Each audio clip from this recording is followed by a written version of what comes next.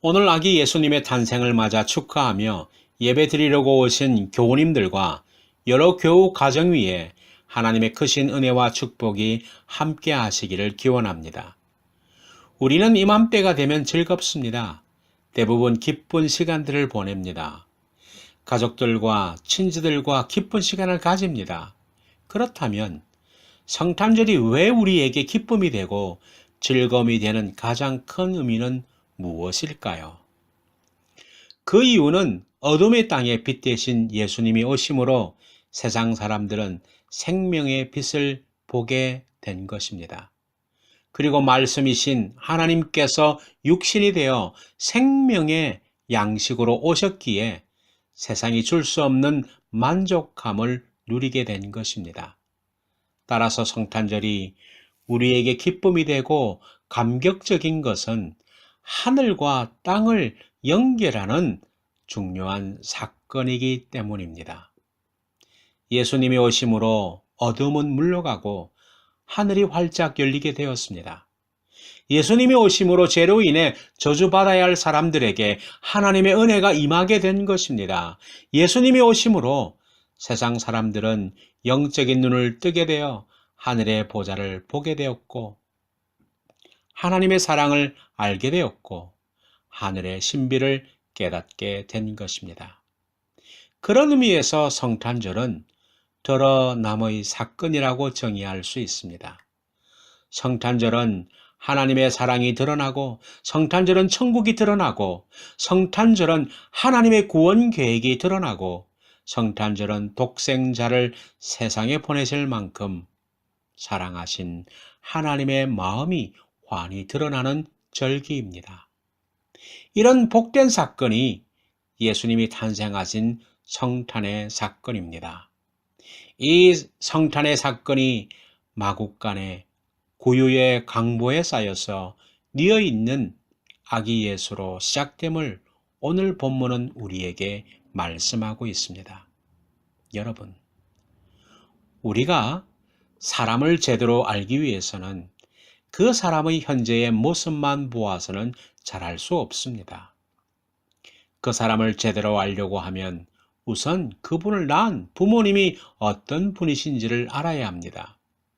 그 사람의 부모의 재력과 학식을 말하는 것이 아니라 온전하며 균형이 잡혀있는 인격의 소유자들인가 하는 것입니다.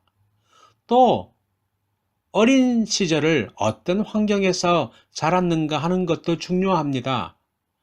부유하게 자랐든 가난하게 자랐든 그것이 중요한 것이 아니라 올바른 부모 밑에서 친구들과의 교제, 사교성 등등을 보는 것입니다. 예수님을 알아갈 때도 역시 그렇습니다. 예수님을 알기 위해서 예수님의 사역 정말 중요합니다. 그리고 예수님의 말씀도 정말 중요합니다.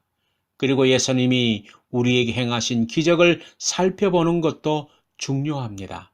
하지만 그렇게 대단하지는 않지만 예수님의 출생 배경만 생각해 보아도 그분이 어떤 분인지 어떤 목적으로 이 땅에 오셨는지를 알게 됩니다. 그래서 오늘은 예수님이 탄생하신 장소에 초점을 맞추어 생각해 보려고 합니다. 본문 7절에 보시면 첫 아들을 낳아 강보에 싸서 구유에 뉘었으니 이는 여관에 있을 곳이 없음이러라 라고 기록되어 있습니다. 이 말씀은 예수님이 태어나실 때 여관에 묵을 방이 없어서 방이 아닌 마국간에서 태어나 구유 속에 그 몸을 뉘었다고 말씀하는 것입니다. 이 말씀에는 예수님이 어떤 분이신가를 가르쳐 줍니다. 마국간 구유에 뉘신 아기 예수님을 통해 첫 번째 주는 상징적인 메시지는 누구나 예수님께 갈 수 있음을 보여준다는 것입니다. 우리가 이 땅에 살면서 내가 가고 싶다고 다 갈 수는 없습니다. 내 형편에 맞는 장소밖에 갈 수 없습니다. 그렇지 않습니까? 내가 호수 수상을 만나기 위해서 수상 직무실을 가고 싶어도 정식으로 절차를 밟지 않으면 갈 수 없습니다. 자격과 요건을 갖추어야 갈 수 있습니다. 내가 별 7개가 달린 두바이의 7성급 호텔에 잠을 자고 싶어도 돈이 없으면 어림도 없습니다.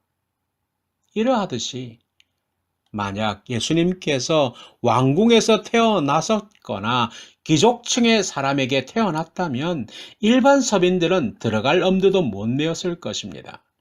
그런데 주님은 나그네라도 누구나 들어갈 수 있고 쉴 수 있는 여관도 아닌, 사람이 묵을 수 있는 방이 없어서 짐승이 쉬는 마구간에서 태어나셨습니다. 여러분, 여관의 마구간은 들어가지 못할 사람이 없습니다. 종도 들어갈 수 있습니다. 주인도 들어갈 수 있습니다. 부자도 가난한 사람도 누구나 다 들어갈 수 있습니다. 그러하였기에 첫 번째 성탄 소식을 들은 양을 치던 목자들도 예수님께 나아가서 경배할 수 있었습니다. 지식층이며 귀족 계급이었던 동방 박사들도 경배할 수 있었습니다. 우리가 신앙생활을 하면서 이 부분을 놓치지 않아야 할 것이 바로 이 부분입니다. 기독교는 귀족의 종교가 아닙니다. 특별한 누구만의 전유물적인 종교도 아닙니다. 기독교는 수고하고 무거운 짐진 모든 사람들이 믿을 수 있는 종교. 그래서 예수님은 마태복음 11장 28절에 말씀하셨지요. 수고하고 무거운 짐진 자들아 다 내게로 오라. 내가 너희를 쉬게 하리라라고 말씀하였습니다. 제가 큰 사람도 제가 작은 사람도 장녀도 강도도 가난한 사람도 부자도 유식한 사람도 무식한 사람도 남녀노소 가르지 않고 믿음만 가지고 오면 다 예수님을 만나고 구원받을 수 있습니다. 오히려 성경은 돈 많은 사람들, 지식이 많은 사람들이 천국에 가기가 힘들 것이라고 지적했고, 실질적으로 성경에서나 현실에서 보면 그들 대부분이 자신들이 가진 것으로 그리고 스스로 교만해서 예수를 믿는 사람들이 적다는 것을 알 수 있습니다. 고린도전서 1장 26절에서 28절에도 이렇게 말씀합니다. 형제들아, 너희를 부르심을 보라. 육체를 따라 지러운 자가 많지 아니하며 능한 자가 많지 아니하며 문벌 좋은 자가 많지 아니하도다. 그러나 하나님께서 세상의 미련한 것들을 택하사 지혜 있는 자들을 부끄럽게 하려 하시고 세상의 약한 것들을 택하사 강한 것들을 부끄럽게 하시며 하나님께서 세상의 천한 것들과 멸시받는 것들과 없는 것들을 택하사 있는 것들을 폐하려 하시나니 이는 아무 육체도 하나님 앞에서 자랑하지 못하게 하려 하심이라 말씀하였습니다. 그리고 마태복음 9장 13절에도 너희는 가서 내가 국류를 원하고 제사를 원하지 아니하노라 하신 뜻이 무엇인지 배우라. 나는 의인을 부르러 온 것이 아니요 죄인을 부르러 왔노라 하시니라. 그렇습니다. 마구간에 태어나신 주님께는 누구나 갈 수 있도록 했습니다. 오늘 우리 교회도 누구나 갈 수 있는 여관, 더 엄밀히 말해서 마구간과 같은 곳이 되어야 합니다. 교회에는 누구나 나올 수 있어야 합니다. 교회에 와서까지 차별 대우를 받아서는 안 됩니다. 교회는 그 어떤 사람이라도 와서 예수님을 믿고 은혜 받고 치유되고 하나님의 자녀로서 온전한 하나님 나라의 백성이 되는 곳이 되어야 합니다.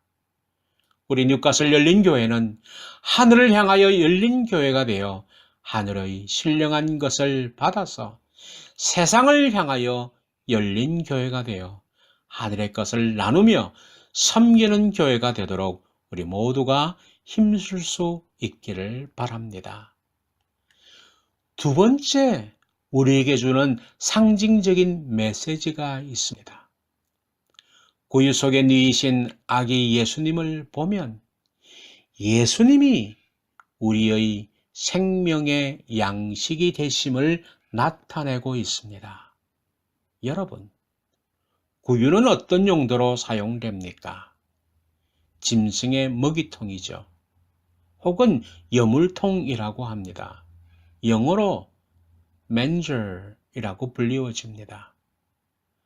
요즘은 구유도 시골에서 잘 볼 수 없습니다. 그저 민속마을이나 옛것을 수집하여 놓은 곳에나 가야 볼 수 있습니다. 저도 호주 민속마을에서 아이들과 놀러 갔을 때 통나무로 만든 구유통을 본 적이 있습니다. 그리고 어린 시절 시골에 놀러 가서 소를 기르는 의사에서 나무로 만든 소죽통을 본 적이 있습니다. 소죽통 혹은 여물통을 본문어는 조금 고상하게 구유라고 한 것입니다. 주님은 태어나서 곧바로 강보라고 하는, 즉 찢어진 천조각에 쌓여서 구유 속에 계시게 되었습니다. 이것은 우리에게 심오하고 상징적인 메시지를 던져주고 있습니다. 짐승들은 먹이를 먹어야 삽니다. 사람도 물론 음식을 먹어야 살 수 있듯이 죄된 우리는 예수님을 믿어야 살 수 있다는 것을 우리에게 보여주고 있는 것입니다. 예수님은 우리를 살리려고 영혼의 양식으로 오셨다는 것을 상징합니다. 어제 주일날 우리는 성찬식을 거행하였습니다. 떡 조각을 떼시면서 주님은 이것은 내 몸, 내 살이라고 하셨습니다. 이것을 먹어서 기념하라 말씀하였습니다. 육체는 떡을 먹어야 살듯이 우리의 영혼은 예수님을 믿어야 살아갈 수 있습니다.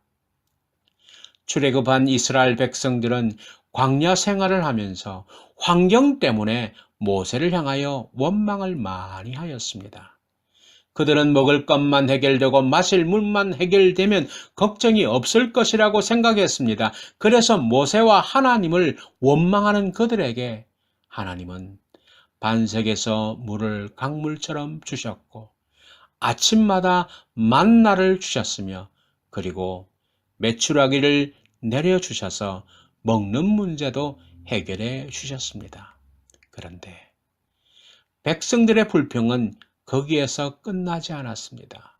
그렇게 먹고 마실 것을 주셨는데 그들은 만족할 수 없었습니다. 왜 그럴까요? 그들에게 있어서 본질적인 것이 채워지지 않았기 때문입니다. 이에 모세는 사역을 마무리하면서 그 부분에 대해서 이렇게 말씀하고 있습니다. 여러분들께서 신명기서 8장 3절을 우리 다 같이 한번 찾아보겠습니다. 여기에 후반절에 이렇게 말씀하고 있습니다. 사람이 떡으로만 사는 것이 아니요 여호와의 입에서 나오는 모든 말씀으로 사는 줄을 내가 알게 하려 하심이니라. 여러분, 이 말씀으로 말미암아서 기억나는 것이 없습니까? 그렇지요. 예수님께서도 40일 금식 기도 후에 사탄에게 가장 첫 번째 유혹, 시험을 받을 때에 이 말씀을 인용하셔서 물리쳤습니다. 그러므로 세상의 모든 사람은 하나님의 말씀을 먹어야 살 수 있다는 것입니다. 우리가 먹어야 할 말씀을 또한 요한복음을 보시면 이렇게 말씀하고 있습니다. 요한복음 1장 1절에 보면 태초에 말씀이 계시니라. 이 말씀이 하나님과 함께 계셨으니 이 말씀은 곧 하나님이시니라. 이어서 14절에 무엇이라고 말씀하고 있습니까? 말씀이 육신이 되어 우리 가운데 거하심에 우리가 그의 영광을 아버지의 독생자의 영광이요 은혜와 진리가 충만하더라. 이어서 요한복음 6장 35절에는 나는 생명의 떡이니 내게 오는 자는 결코 줄이지 아니할 터이요 나를 믿는 자는 영원히 목마르지 아니하리라 라고 말씀하고 있습니다. 그러면 여기에서 말씀하시는 말씀과 생명의 떡은 누구를 가리키고 있습니까? 바로 예수님을 말씀하고 있습니다. 구유 속에 누이신 아기 예수님을 말씀하고 있는 것입니다. 우리는 그 떡, 그 말씀을 먹어야 산다는 것입니다. 어떻게 먹습니까? 육신적인 양식은 입으로 먹지만 영적으로 먹는 것은 믿음으로 하나님의 말씀을 받아들이면 되는 것입니다. 다시 말씀드리면 예수님이 나를 위해서 오셨음을 믿고 나의 죄를 대속하기 위해서 십자가에 피 흘려 죽으심을 믿고 나에게 부활의 생명을 주시기 위해서 부활하셨음을 믿는 것이며 나를 데려가시기 위해서 재림주로 오신다는 것을 믿는 것입니다. 오늘 우리들 모두가 구유 속에 있는 아기 예수님을 믿음으로 받아들이기만 하면 나는 영원한 생명을 얻을 수 있는 줄 믿으시기를 바랍니다. 또한 세 번째 우리에게 주는 상징적인 메시지는 구유 속에 누이신 아기 예수님을 보면 예수님이 얼마나 겸손하신 분이신가를 우리에게 보여주고 계십니다. 예수님은 세상 만물을 창조하신 하나님이셨습니다. 그 어떤 누구라도 그분과는 비교가 되지 않습니다. 그러므로 하나님이 유대나라의 왕궁에서 태어나셨다 하신들 누가 뭐라고 하겠습니까? 예수님이 최고 인류 호텔에서 태어났다고 하신들 그것 역시 경사스러운 일이 아니지 않겠습니까? 그런데 예수님은 일반 천민들도 태어나지 않는 마국간에서 태어나 구유의 니였습니다. 그보다 더 겸손한 행동이 어디에 있습니까? 그래서 빌립보서 2장 6절에서 8절을 보시면 그리스도의 겸손한 모습을 이렇게 말씀하고 있습니다. 그는 근본 하나님의 본체시나 하나님과 동등됨을 취할 것으로 여기지 아니하시고 오히려 자기를 비워 종의 형체를 가지사 사람들과 같이 되셨고 사람의 모양으로 나타나사 자기를 낮추시고 죽기까지 복종하셨으니 곧 십자가에 죽으심이라 말씀하였습니다. 주님은 자신이 이 땅에 오신 목적을 분명하게 말씀하셨습니다. 인자에 온 것은 섬김을 받으려 함이 아니라 도리어 섬기려 하고 자기 목숨을 많은 사람의 대속물로 주려 함이니라고 마가복음 10장 45절에 말씀하고 있습니다. 주님이 이렇게 말구유에 오심을 보면서 우리는 예수님에게서 겸손을 제대로 볼 수 있어야 합니다. 그리고 그 겸손을 우리도 가지도록 힘써야 하는 것입니다. 사도 바울은 빌립보 교인들에게 이렇게 권면하고 있습니다. 아무 일에든지 다툼이나 허용으로 하지 말고 오직 겸손한 마음으로 각각 자기보다 남을 낮게 여기라고 말씀하고 있습니다. 주님의 그 겸손을 우리들도 배우고 가지고 있어야 합니다. 지금 우리들의 모습은 어떻습니까? 알게 모르게 얼마나 스스로가 교만해져 있는지 모릅니다. 우리들의 모습 속에 예수님의 겸손의 모습은 보이지 않고 바리새인의 교만이 보입니다. 우리들의 삶의 모습에서 예수님의 향기가 드러나지 않고 우리의 자랑만 드러나 보입니다. 이제 성탄절을 통하여서 주님의 겸손의 모습을 우리들이 회복해야 합니다.